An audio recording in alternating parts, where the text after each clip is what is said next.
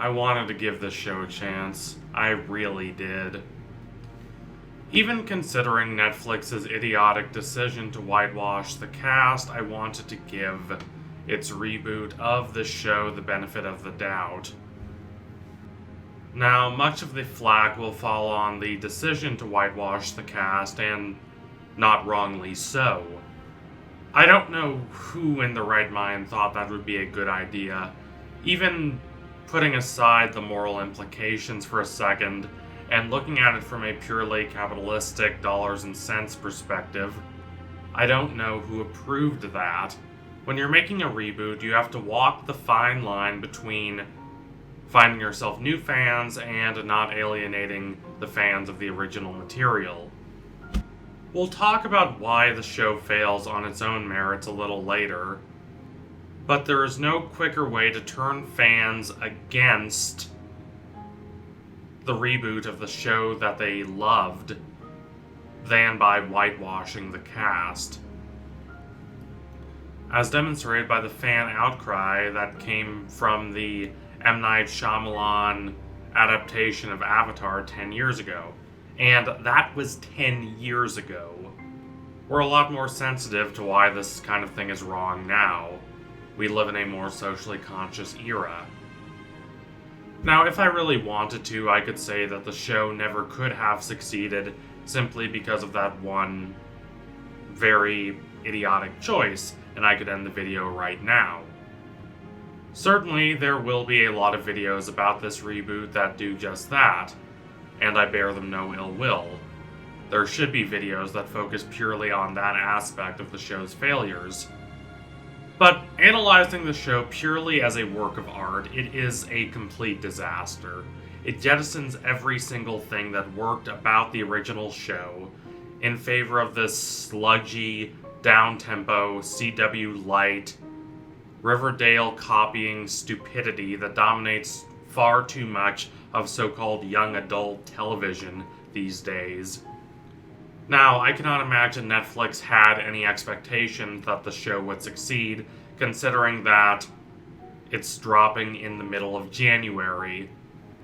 For the unaware, January is like a wasteland for media. Very few quality things are ever released in January. No one ever talks about the hot movies of January, unless you're talking about Oscar movies, and those movies aren't technically released in January, they're released in December and then given a wide release in January. So why does no one release anything good then? Think for a second. It's the dead of winter, right after the holiday season. Everyone is burnt out, everyone is finished spending money, at least for the time being. Everyone is still getting over the post-holiday season malaise. If a studio releases something in January, it's a sign that they are trying to have it escape notice. They know it's bad, and they want people to stay away from it. This, I suppose, is what happened with this reboot. Or at least that's what I hope happened, because the alternative is that someone thought this show was good, which it very clearly isn't. Anyone who thinks this is quality art, or even quality entertainment, is so lacking in judgment that I don't know what to do with them. I must admit that I was not even a big fan of the original Winx. For instance, until a couple years ago, I didn't know that the show was an Italian production, with an Italian creator. And only when I sat down to do research for this video did I realize that the show has continued airing long after a lot of the other shows I watched around that same time, such as Dinosaur King, stopped airing. But I do remember liking it quite a bit. It was a nice bit of entertainment. It was fun and flashy and exciting. It wears its magical girl anime influences on its sleeve, and it's the better for it. I rewatched a few episodes of the show in preparation for making this video, and let me say, it holds up. Is it a 100% total Stone Cold masterpiece? Well, I wouldn't go that far, but it's more sophisticated than a lot of what was airing on kids' TV at the time. If nothing else, it's a distinctive show. Keep that in mind. Because this new show is the exact opposite of distinctive. I guarantee you that if there was not this big whitewashing controversy, no one would be paying any attention to this show whatsoever. It's so bland, so nondescript, so utterly lacking in originality. Apparently, the creators of this show did not get the memo as to what the spirit of the original show actually is, because this is one of the least enjoyable Riverdale knockoffs I've seen in a long time. It takes itself way too seriously. Even the humor is forced and awkward. It's the kind of show that mistakes edginess and superficial darkness and false ideas about complexity for actual emotional maturity. The character dynamics here are just paper thin. It's so dreary and predictable. You know exactly where they are going to go with every single episode, and they do not surprise you in how they get there. And there's certainly no extraordinary craftsmanship that could elevate this to the level of a good show. It's just so anodyne, so banal. It is a hard show to even get through. By the time I finished watching it, I felt like I'd been watching for several days straight, which is kind of remarkable considering how relatively short the season is. The effects are rather bland and unoriginal, which makes me think they have a low budget, but that doesn't even come close to excusing how paltry the character work is. Like many of these dark and edgy YA shows, the focus is on plot instead of character. Just plot, and more plot. And nothing stands out. A lot happens in these episodes, but I have difficulty recalling any of it. I could hardly tell you what happens precisely in the show, even if I wanted to. I tried taking notes to try and help myself remember what was going on, but midway through I just gave up because it doesn't really matter. The actors are a bunch of nobodies. They're not particularly talented, but I really don't want to spend time criticizing random people who are trying to make the best of this complete mess of a show.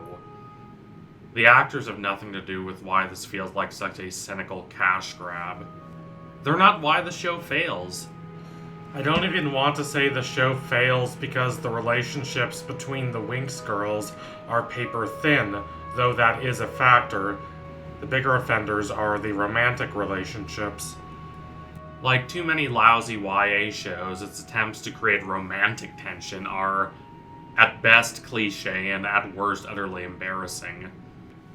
TV execs seem to think that all you have to do to convince teenagers to watch your show is to offer them hackneyed forms of romantic tension. Even as an adult male, I'm offended on behalf of teenage girls. People aren't that stupid. Yes, romance can indeed attract an audience if you give them reason to invest in the romance.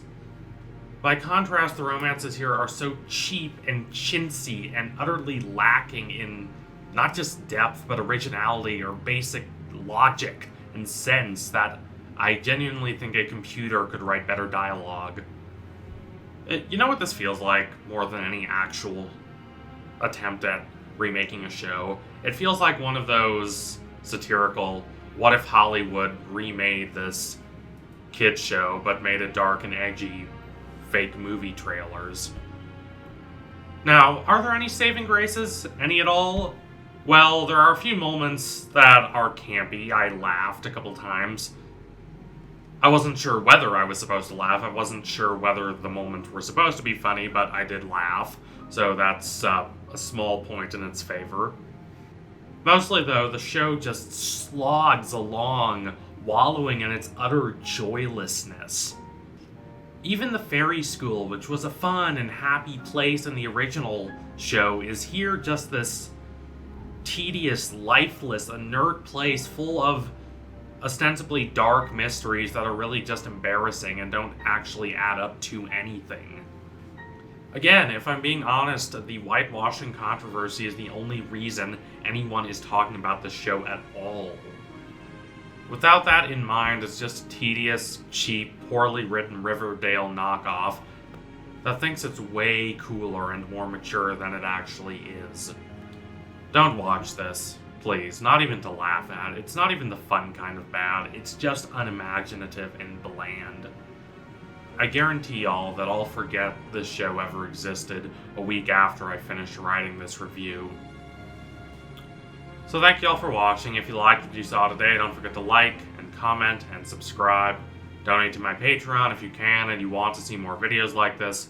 Watch the original show if you haven't, or if you have already, go rewatch it. It's pretty good. Absolutely do not watch this. If you want a halfway decent Riverdale knockoff, go watch Sabrina, which is just ending. At least that show has a few ideas, even if it's also a mess. Anyway, tune in soon for my next analysis. It will be coming soon. I promise you all that. Thank y'all again. Adios, comrades.